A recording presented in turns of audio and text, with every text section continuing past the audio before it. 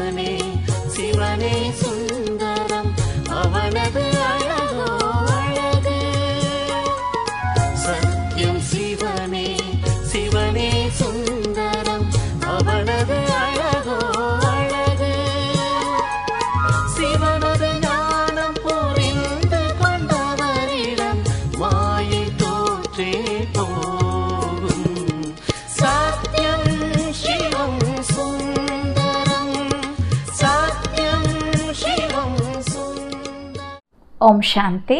இன்றைய அழகான முரளியில் அற்புதமாக பாபா என்ன சொல்ல வராருன்னு பார்க்கலாம் வாங்க. பாபா சொல்கிறாங்க, நம்ம இங்கே வந்திருக்கிறது மனிதரிலிருந்து தேவதை ஆவதற்காக. தேவதையினுடைய உணவு பானங்கள் ரொம்ப சுத்தமாக இருக்கும். இங்கே மனிதர்களுடையது பாருங்கள், சொல்லவே வேண்டாம், எவ்வளவு அசுத்தமான உணவுகளை எல்லாம் உட்கொள்கிறார்கள். அப்போது நம்ம தேவதை ஆகணும் அப்படின்னா நம்மளுடைய உணவு பானங்கள் மிக மிக சுத்தமாக இருக்க வேண்டும். அடுத்து பாபா சொல்கிறாங்க, இந்த உலகத்தில் பாருங்கள் அகால மரணங்கள் எல்லாம் ஏற்படுது, நோய்களெல்லாம் வருது. இந்த மாதிரியெல்லாம் சத்தியுகத்தில் இருக்காது. அதனுடைய பேரே ஸ்வர்க்கம். சொல்லும் போதே எவ்வளோ மனம் சந்தோஷம் அடையுது. பாபா சொல்கிறாங்க, கிறித்துவினுடைய காலத்திற்கு 3000 ஆண்டுகளுக்கு முன்னாடி இந்த ஸ்வர்க்கம் இருந்ததாக சொல்கிறாங்க. ஆனால் இப்போ பாரதவாசிகளுக்கு எதுவுமே தெரியலை. பாபா அனைத்தையும் புரிய வைக்கிறாரு. இந்த உலகத்தில் பாருங்கள் கலியுகத்தினுடைய காலத்தை எப்படியெல்லாம் சொல்கிறாங்கன்னா, சில பேர் சொல்கிறாங்க கலியுகம் லட்சக்கணக்கான ஆண்டுகள் இருக்குது இன்னும் அப்படின்னு சொல்கிறாங்க. சில பேர் இன்னும் கலியுகம் குழந்தையாக இருக்குது அப்படின்னு சொல்கிறாங்க. ஆனால் நமக்கு மட்டும்தான் தெரியும் நம்ம கலியுகத்தினுடைய கடைசியில் இருக்கிறோம். இப்போ இந்த உலகம் முடிவடைந்து சொர்க்கம் வரப்போகுதுங்கிற விஷயம், இந்த விஷயத்தை பாபா நமக்கு புரிய வச்சுருக்காங்க. அடுத்து பாபா சொல்கிறாங்க, பாருங்கள் எவ்வளோ பேர் வந்துட்டே இருக்காங்க. நிறைய பேர் வரதுனால கட்டிடங்கள் உருவாகி கொண்டே இருக்கிறது. இன்னும் கடைசி வரைக்கும் உருவாகும் அப்படிங்கிறத பாபா புரிய வைக்கிறாரு. சிவ் பாபா பிரம்மா பாபா மூலமாக இந்த காரியங்களை எல்லாம் செய்கிறாரு. நிறைய கட்டிடங்களை வாங்கவும் செய்கிறாருங்கிற விஷயத்த பாபா இங்கே நமக்கு உணர்த்துறாங்க. அடுத்து பாபா சொல்கிறாங்க, இந்த உலகத்தில் பாருங்கள் ஹடயோகத்தை கற்றுக்கிறாங்க. ஹடயோகத்தை ஆண்கள் மட்டும் கற்றுக்கிறாங்க. ஆனால் இது ராஜயோகம். இங்கே ஆண்கள் பெண்கள் எல்லாருமே கற்றுக்குறோம். அதனால் இந்த ராஜயோகத்தை கற்றுக்கொண்டு நாம் ராஜாவிற்கெல்லாம் மேலான ராஜாவாக ஆவதற்காக இங்கே வந்திருக்கிறோம். அடுத்து சிவனுக்கு பாருங்கள் அரளி மலர் கூட பூஜை செய்கிறாங்க. அதனுடைய உண்மையான அர்த்தம் என்ன அப்படின்னா, சில பேர் இங்கே வரக்கூடியவங்க நல்ல நறுமணமிக்க முதல் தரமான மல்லிகை மலராக இருக்கிறாங்க. சில பேர் சிவப்பு மலராக இருக்கிறார்கள். சில பேர் அரளி மலராகவும் இருக்கிறார்கள். இதில் கூட வரிசை கிரமமாக இருக்கிறாங்க. இந்த ஆன்மீக ரகசியத்தை பாபா இந்த விஷயத்தின் மூலமாக நமக்கு புரிய வைக்கிறாங்க. இது போல பல நல்ல நல்ல விஷயங்களை பாபா இன்றைய முரளியில் விரிவாக சொல்லியிருக்காரு. வாங்க இன்றைய முரளியை விரிவாக கேட்கலாம். ஓம் சாந்தி. 3/12/2024 காலை முரளி பாப் தாதா மதுபன். தலைப்பு: இனிமையான குழந்தைகளே, நினைவு யாத்திரையில் கவனக்குறைவாக இருக்காதீர்கள், அதாவது சோம்பலாக இருக்காதீர்கள். நினைவின் மூலம்தான் ஆத்மா தூய்மையாகும். அனைத்து ஆத்மாக்களுக்கும் சேவை செய்து அவர்களை சுத்தமாக்குவதற்காக பாபா வந்திருக்கிறார்.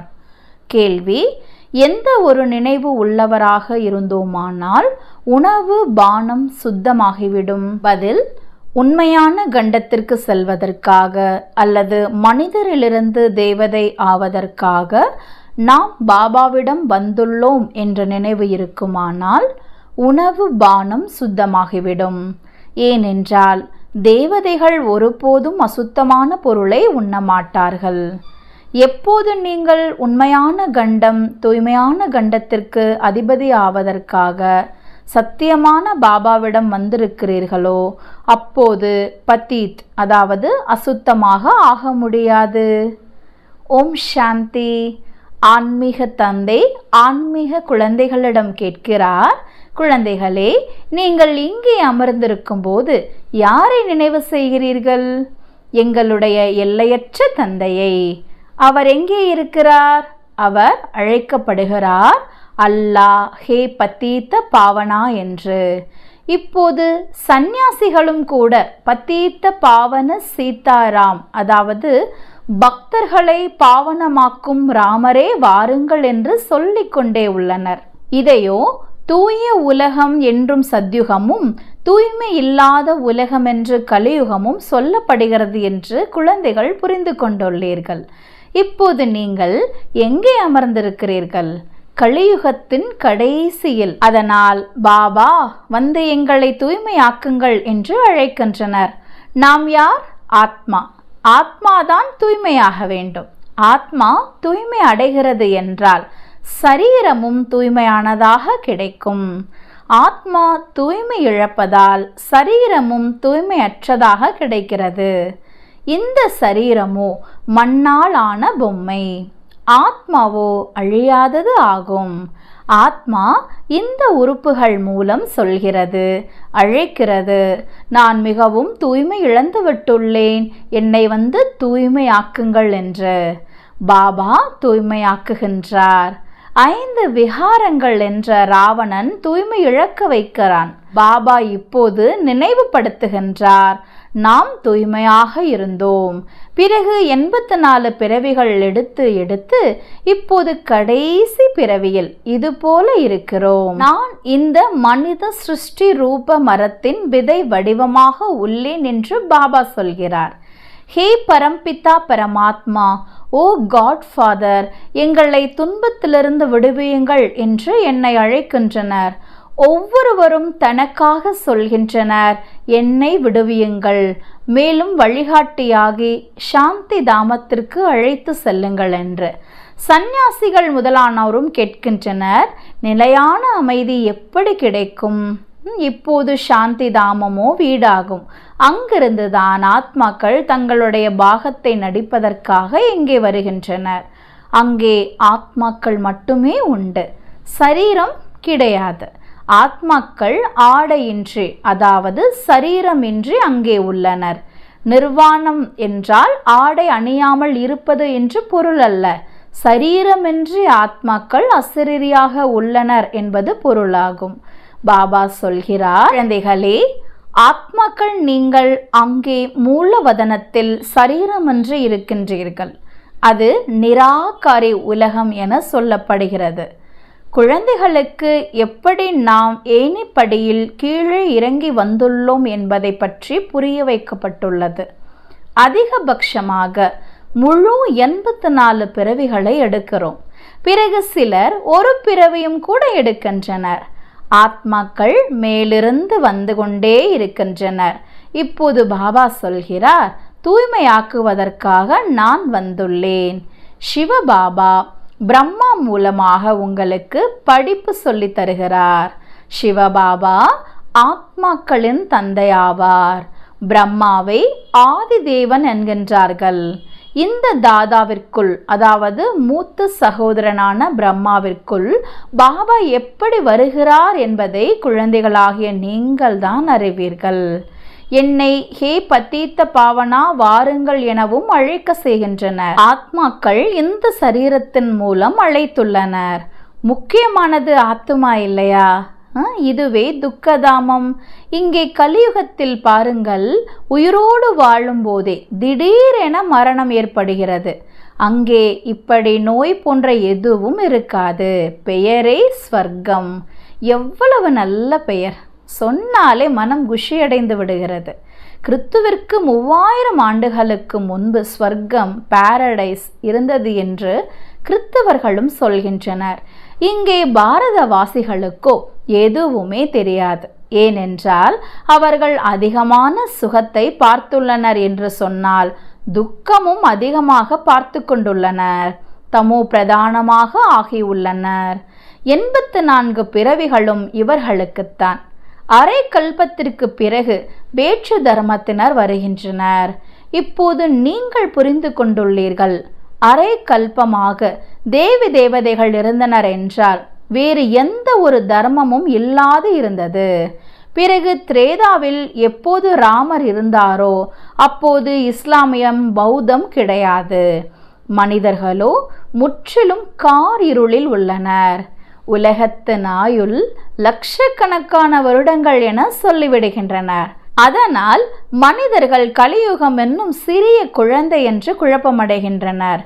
இப்போது நீங்கள் புரிந்து கொண்டுள்ளீர்கள், கலியுகம் முடிவடைந்து இப்போது சத்யுகம் வரும் என்று. அதனால் பாபாவிடம் சொர்க்கத்தின் ஆஸ்தி பெறுவதற்காக நீங்கள் வந்திருக்கிறீர்கள். நீங்கள் அனைவரும் சொர்க்கவாசியாக இருந்தீர்கள். பாபா வருவதே சொர்க்கத்தை படைப்பதற்காகத்தான். நீங்கள் தான் சொர்க்கத்தில் வருகிறீர்கள். மற்ற அனைவரும் சாந்தி தாமம் என்ற வீட்டிற்கு சென்று விடுவார்கள். அது இனிமையான வீடாகும். ஆத்மாக்கள் அங்கே வசிக்கின்றனர். பிறகு இங்கே வந்து பாகத்தை நடிப்பவராகின்றனர்.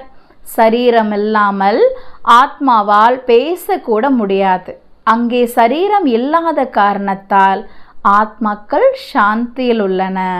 பிறகு அரை கல்பம் தேவி தேவதைகள், சூரியவம்சி சந்திரவம்சி, பிறகு துவாபர் கலியுகத்தில் மனிதர்கள் உள்ளனர். தேவதைகளுக்கு ராஜ்யம் இருந்தது. பிறகு இப்போது அவர்கள் எங்கே சென்றனர்? யாருக்கும் தெரியாது. இந்த ஞானம் இப்போது உங்களுக்கு பாபாவிடமிருந்து கிடைக்கின்றது. வேறு எந்த மனிதர்களுக்கும் இந்த ஞானம் கிடையாது. பாபா தான் வந்து மனிதர்களுக்கு இந்த ஞானத்தை தருகிறார். இதன் மூலமாகத்தான் மனிதரிலிருந்து தேவதை ஆகின்றனர். நீங்கள் இங்கே வந்திருப்பதே மனிதரிலிருந்து தேவதையாக ஆவதற்காக. தேவதைகளின் உணவு பானம் அசுத்தமாக இருப்பதில்லை. அவர்கள் ஒருபோதும் பீடி முதலியவற்றை பிடிப்பதில்லை. இங்குள்ள அசுத்தமான மனிதர்களை பற்றி கேட்கவே வேண்டாம். என்னவெல்லாம் உண்கிறார்கள். இப்போது பாபா புரிய வைக்கிறார், இந்த பாரதம் முதலில் உண்மையான கண்டமாக இருந்தது. நிச்சயமாக உண்மையான தந்தை தான் ஸ்தாபனை செய்திருப்பார். தந்தை தான் சத்தியமானவர் என சொல்லப்படுகிறார். தந்தை தான் சொல்கிறார், நான் தான் இந்த பாரதத்தை உண்மையான கண்டமாக மாற்றுகிறேன். நீங்கள் எப்படி உண்மையான தேவதையாக ஆக முடியும் என்பதையும் உங்களுக்கு கற்றுத்தருகிறேன். எவ்வளவு குழந்தைகள் இங்கே வருகின்றனர். அதனால் இந்த கட்டிடங்கள் முதலியவற்றை கட்ட வேண்டியுள்ளது. கடைசி வரையிலும் கூட உருவாகிக் கொண்டே இருக்கும். அநேக கட்டிடங்கள் உருவாகும். சிவபாபா பிரம்மா மூலமாக காரியத்தை செய்விக்கிறார். கட்டிடங்களை வாங்கவும் செய்கிறார். சிவபாபா பிரம்மா மூலமாக காரியம் செய்கிறார். பிரம்மா கருப்பாகிவிட்டுள்ளார். ஏனென்றால் இது அநேக ஜென்மங்களின் கடைசி ஜென்மம் இல்லையா? இவர் பிறகு வெள்ளையாக ஆவார். கிருஷ்ணரின் சித்திரமும் வெள்ளையாகவும் கருப்பாகவும் உள்ளது இல்லையா? மியூசியத்தில் பெரிய பெரிய சித்திரங்கள், நல்ல நல்ல சித்திரங்கள் உள்ளன. அவற்றை வைத்து நீங்கள் யாருக்கும் நன்கு சொல்லி புரிய வைக்க முடியும். இங்கே பாபா மியூசியம் உருவாக்க செய்வதில்லை. இது டவர் ஆஃப் சைலன்ஸ் என்று சொல்லப்படும். நீங்கள் அறிவீர்கள், நாம் சாந்தி தாமத்திற்கு, நம்முடைய வீட்டிற்கு செல்கிறோம். நாம் அங்கே வசிப்பவர்கள். பிறகு இங்கே வந்து சரீரத்தை எடுத்து பாகத்தை நடிக்கிறோம். குழந்தைகளுக்கு முதலில் இந்த நிச்சயம் இருக்க வேண்டும். எந்த ஒரு சாது சந்நியாசியும் நமக்கு படிப்பு சொல்லி தருவதில்லை. இந்த தாதாவோ சிந்துவில் வசிப்பவராக இருந்தார். ஆனால் இவருக்குள் யார் பிரவேசமாகி பேசுகின்றாரோ அவர் ஞானக்கடல். அவரை யாரும் அறிந்திருக்கவே இல்லை. காட் ஃபாதர் என சொல்லவும் செய்கின்றனர். ஆனால் அவருக்கு பெயர் வடிவம் இல்லை என சொல்லிவிடுகின்றனர். அவர் நிராகாரர். அவருக்கு எந்த ஒரு உருவமும் கிடையாது. அதனால் சர்வ வியாபி, அனைவருக்குள்ளும் இருக்கின்றார் என சொல்லிவிடுகின்றனர். ஒவ்வொருவருக்குள்ளும் ஆத்மா அமர்ந்துள்ளது. அனைவரும் சகோதர சகோதரர்கள் இல்லையா? பிறகு எல்லா இடத்திலும் பரமாத்மா எங்கிருந்து வந்தார்? பரமாத்மாவும் இருக்கிறார், ஆத்மாவும் இருக்கிறது என சொல்ல மாட்டார்கள். பரமாத்மாவாகிய தந்தையை அழைக்கின்றனர். பாபா வந்து தூய்மை இல்லாதவர்களாகிய எங்களை தூய்மையாக்குங்கள் என்று. இந்த தொழில், இந்த சேவை செய்வதற்காக என்று என்னை நீங்கள் அழைக்கின்றீர்கள். எங்கள் அனைவரையும் வந்து சுத்தமாக்குங்கள். தூய்மை இல்லாத உலகத்தில் எனக்கு அழைப்பு விடுக்கின்றீர்கள். பாபா, நாங்கள் தூய்மை இல்லாதவர்களாக உள்ளோம் என சொல்கிறீர்கள். பாபாவோ தூய்மையான உலகத்தை பார்ப்பதே இல்லை.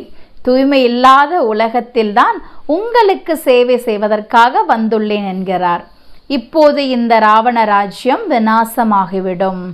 மற்றபடி ராஜயோகம் கற்றுக்கொள்ளும் நீங்கள் போய் ராஜாவுக்கெல்லாம் மேலான ராஜாவாக ஆகிறீர்கள். உங்களுக்கு கணக்கற்ற தடவை கற்றுத்தந்திருக்கிறார் பாபா. இன்னும் 5000 ஆண்டுகளுக்கு பிறகு உங்களுக்குத்தான் படிப்பு சொல்லித் தருவார். சத்யுகம் திரேதாவின் ராஜதானி இப்போது ஸ்தாபனை ஆகிக் கொண்டிருக்கிறது. முதலில் பிராமண குலம், பிரஜாபிதா பிரம்மா பாடப்படுகிறார் இல்லையா? அவரை ஆடம், அதாவது ஆதி தேவன் என சொல்கின்றனர். இது யாருக்கும் தெரியாது. அநேகர் இங்கே வந்து கேட்டுவிட்டு பிறகு மாயாவின் வசமாகி விடுகின்றனர். புண்ணிய ஆத்மா ஆகியே பாவாத்மா ஆகிவிடுகின்றனர். மாயா மிகவும் சக்தி வாய்ந்தது. அனைவரையும் பாவாத்மாவாக ஆக்கிவிடுகின்றது.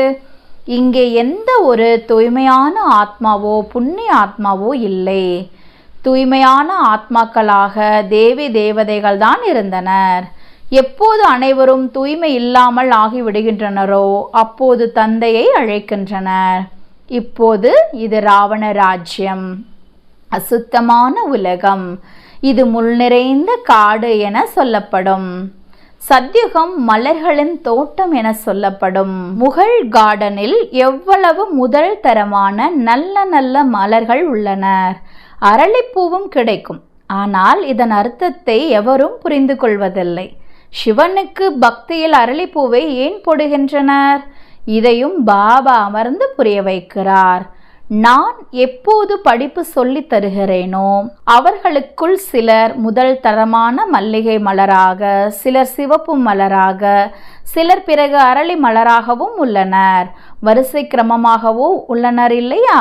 ஆக இது துக்கதாமமாகும், மரண உலகம் என சொல்லப்படுகிறது. இவ்விஷயங்கள் எந்த ஒரு சாஸ்திரத்திலும் கிடையாது. சாஸ்திரங்களையோ இந்த தாதா, அதாவது பிரம்மா படித்துள்ளார். சிவபாபாவோ சாஸ்திரங்களை படிப்பதில்லை. பாபாவோ தாமே சத்கதி அளிப்பவர். சில நேரங்களில் கீதையை மேற்கோள் காட்டுவார். சர்வ சாஸ்திரங்களின் சிரோன்மணி கீதையை பகவான் பாடியது. அதனால் பகவான் என சொல்லப்படுபவர் யார்? இது பாரதவாசிகளுக்கு தெரியாது. பாபா சொல்கிறார், நான் பலனை எதிர்பார்க்காமல், அதாவது சுயநலம் இல்லாமல் சேவை செய்கிறேன். உங்களை உலகத்திற்கே எஜமானராக்குகிறேன். சொர்க்கத்தில் நீங்கள் என்னை நினைப்பதில்லை. துக்கத்தில் அனைவருமே நினைவு செய்வார்கள். சுகத்தில் இருக்கும்போது யாருமே நினைப்பதில்லை. இது சுகம் துக்கத்திற்கான விளையாட்டு என சொல்லப்படுகிறது. சொர்க்கத்தில் வேறு எந்த ஒரு தர்மமும் இருக்காது. அவை அனைத்தும் பின்னால் வருகின்றன. நீங்கள் அறிவீர்கள், இப்போது இந்த பழைய உலகம் விநாசமாகிவிடும். இயற்கை சேதங்கள், புயல்கள் தீவிரமாக வரும். அனைவரும் அழிந்து போவார்கள். ஆக பாபா இப்போது வந்து புத்தியற்ற நிலையில் உள்ளவர்களை புத்திசாலியாக ஆக்குகின்றார். பாபா எவ்வளவு செல்வம் பொருட்கள் கொடுத்திருந்தார், அனைத்தும் எங்கே சென்றன? இப்போது எவ்வளவு திவாலாகி இருக்கின்றீர்கள். தங்க குருவியாக இருந்த பாரதம் இப்போது என்னவாக ஆகியிருக்கின்றது?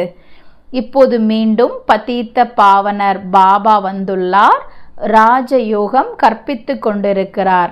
அது ஹடயோகம், இது ராஜயோகம். இந்த ராஜயோகம் இருவருக்குமானது. அந்த ஹடயோகம் ஆண்கள் மட்டுமே கற்றுக்கொள்கின்றனர். இப்போது பாபா சொல்கிறார், புருஷார்த்தம் செய்யுங்கள், உலகத்தின் எஜமானர் ஆகிக் காட்டுங்கள். இப்போது இந்த பழைய உலகத்தின் விநாசமோ நடைபெறத்தான் போகிறது. இன்னும் கொஞ்சம் சமயமே உள்ளது. இந்த யுத்தம் கடைசி யுத்தம். இந்த யுத்தம் தொடங்கிவிட்டால் நிற்காது. எப்போது நீங்கள் கர்மாத்தீத் அவஸ்தா அடைகிறீர்களோ, சொர்க்கத்திற்கு செல்ல தகுதியானவர்களாக ஆகின்றீர்களோ, அப்போதுதான் இந்த யுத்தமானது ஆரம்பமாகும். பாபா பிறகும் சொல்கிறார், நினைவு யாத்திரையில் கவனக்குறைவாக இருக்காதீர்கள். இதில்தான் மாயா தடைகளை ஏற்படுத்துகிறது. பாபா சொல்கிற விஷயம் என்ன அப்படின்னா, யுத்தம் ஆரம்பிச்சுது அப்படின்னா நம்மளால் எதுவுமே பண்ண முடியாது. அதற்குள்ளே நம்ம கர்மாத்தீத் நிலை அடையணும். அதனால் அப்புறம் நினச்சிக்கலாம், கடைசி சமயத்தில் நினைக்கலாம், அந்த மாதிரி நம்ம இருக்கக்கூடாது. நினைவு யாத்திரை ரொம்ப ரொம்ப முக்கியமானது. அதில் கவனக்குறைவாக இருக்காதீர்கள் சொல்கிறாங்க. ஏன்னா காலம் சூழ்நிலை எல்லாம் மாறுச்சுன்னா அப்போ நாம் உட்கார்ந்து நினைப்பதற்கான ஒரு சூழ்நிலை கண்டிப்பாக இருக்காது. அதனால் பாபா கொஞ்சம் கவனம் கொடுக்க சொல்கிறாரு. நல்லது. இனிமையிலும் இனிமையான தேடி கண்டெடுக்கப்பட்ட செல்ல குழந்தைகளுக்கு தாயும் தந்தையுமாகிய பாப் தாதாவின் அன்பு நினைவுகள் மற்றும் காலை வணக்கம். ஆன்மீக குழந்தைகளுக்கு ஆன்மீக தாய் தந்தையின் நமஸ்காரம். ஆன்மீக தாய் தந்தைக்கு ஆன்மீக குழந்தைகளினுடைய நமஸ்தே நமஸ்தே நமஸ்தே. தாரணைக்கான முக்கிய சாரம்: பாபாவிடம் நல்ல விதமாக படித்து முதல் தரமான மலராக ஆக வேண்டும். முள் நிறைந்த இந்த காட்டை மலர்களின் தோட்டமாக ஆக்குவதில் பாபாவிற்கு முழு உதவி செய்ய வேண்டும். கர்மாத்தீத் நிலையை அடைவதற்கு மற்றும் சொர்க்கத்தில் உயர்ந்த பதவி அடைவதற்கான அதிகாரம் பெறுவதற்கு நினைவு யாத்திரையில் ஈடுபட்டிருக்க வேண்டும். கவனக்குறைவாக இருந்துவிடக்கூடாது. வரதானம்: தனது நெற்றியில் எப்பொழுதும் தந்தையின் ஆசிகளின் கரங்களை அனுபவம் செய்யக்கூடிய மாஸ்டர் விக்ன விநாசகர் ஆவீர்களாக. விநாயகருக்கு விக்ன விநாசகர் என்று கூறுகின்றார்கள். யாரிடம் சர்வ சக்திகள் உள்ளனவோ அவர்களே விக்ன விநாசகர் ஆகிறார்கள். சர்வ சக்திகளை காலத்திற்கேற்ப காரியத்தில் ஈடுபடுத்தினீர்கள் என்றால் தடைகள் நிலைத்திருக்க முடியாது. எவ்வளவு ரூபங்களில் மாயை வந்தாலும் கூட நீங்கள் நாலேஜ்ஃபுல் ஆகுங்கள். ஞானம் நிறைந்த ஆத்மா ஒருபோதும் மாயையிடம் தோற்று போக முடியாது. நெற்றியின் மீது பாப் தாதாவின் ஆசிகளின் கரங்கள் இருந்தது என்றால் வெற்றி திலகம் இடப்பட்டே இருக்கும். பரமாத்மாவின் கரங்கள் மற்றும் பரமாத்மாவின் துணை விக்ன விநாசகராக ஆக்கிவிடுகிறது. ஸ்லோகன்: சுயம் தங்களுக்குள் குணங்களை தாரணை செய்து மற்றவர்களுக்கு தானம் செய்பவர்களே குணங்களின் மூர்த்தி ஆவார்கள். ஓம் சாந்தி.